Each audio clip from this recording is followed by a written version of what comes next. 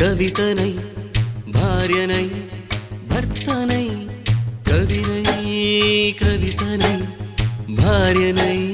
భర్తనై మల్లెల దారిలో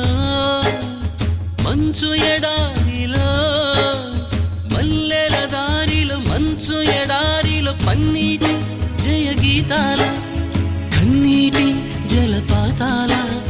నాతో నేను అనుగమిస్తూ నాతో నేనే రమిస్తూ ఒంటరినై అనవరతం